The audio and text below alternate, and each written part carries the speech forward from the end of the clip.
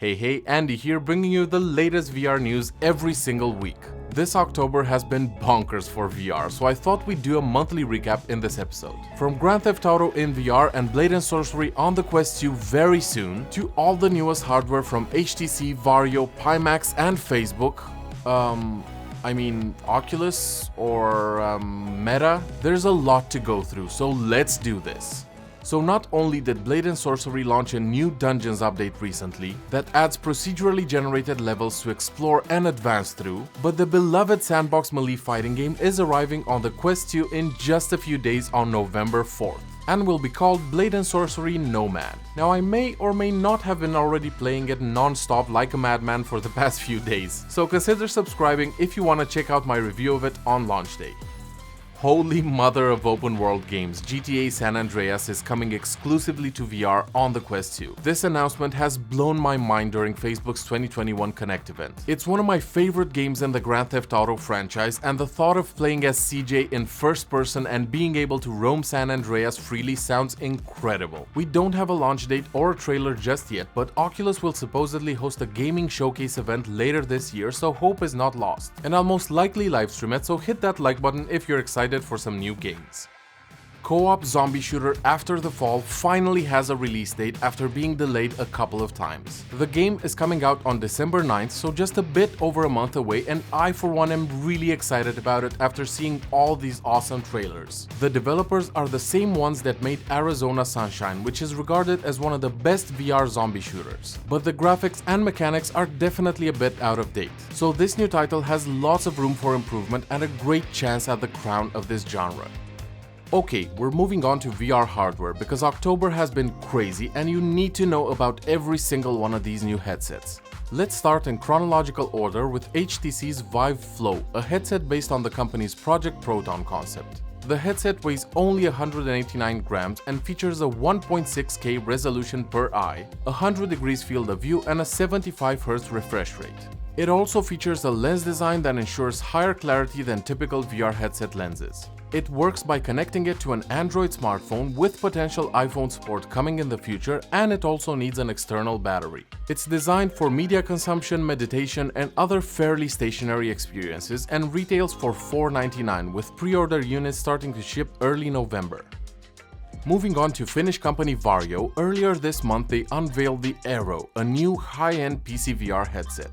Their launch event was dubbed Varjo for All, which sounded great seeing that the brand usually produces extremely expensive enterprise-grade VR hardware. And this could have been the moment when they'd release something normal people like us can afford, but that wasn't the case. I mean, the Aero itself is a savage 2880 by 2720 resolution per eye that offers market-leading clarity, a 90Hz refresh rate, eye tracking, and automatic IPD adjustment. That's all really nice and cool, but it tends to become less enticing when you hear that the Aero is $2,000 and that you're only getting the headset for that price. No base stations, no controllers, and you need at least an RTX 3070 to run it. So yeah, great concept bro, but we'd really love great hardware for a price point that allows us to keep both of our kidneys as well.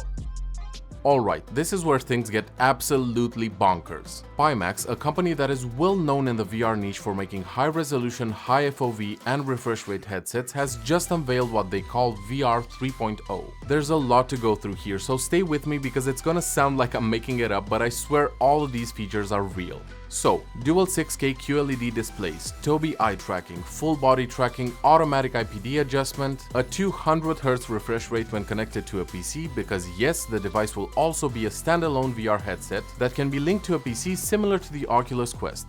Let's continue with the specs. Completely new lenses that are a combination of classic Fresnel ones you'd find in most consumer headsets, and aspheric design for the center of the lens, promising edge-to-edge clarity with basically no distortion.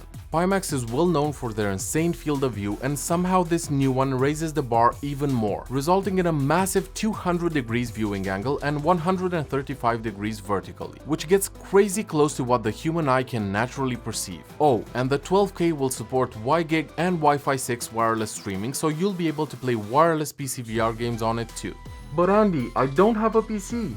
Well, I told you this event was insane, so guess what? Pimax will also be releasing the Pimax VR Station, a console-like device optimized for running PC VR games. And now, my apologies for bursting this bubble of excitement, but we need to talk price. The Pimax 12K will start at $2,400 and an optional $200 add-on for Steam VR tracking support if you want the absolute best. But it will also work using the integrated cameras for inside-out tracking. The 12K will start shipping in Q4 of 2022 and the company is running a trade-in program right now. Existing Pimax owners will be able to trade in their current headset for a 12K pre-order discount equal to the original purchase price. Now let's talk about probably the most hyped event of this month, Facebook Connect 2021, which used to be called Oculus Connect and was now just called Connect, due to Facebook announcing their rebranding as Meta. Anyway, the event was focused on discussing the future, so while we didn't see any Quest 3 or Pro, they still gave us a pretty decent glimpse into the future, so let's briefly go through everything. First of all, something that will probably make a lot of you happy, Meta will be getting rid of the mandatory Facebook login at some point next year, but no exact dates or details have been made available yet.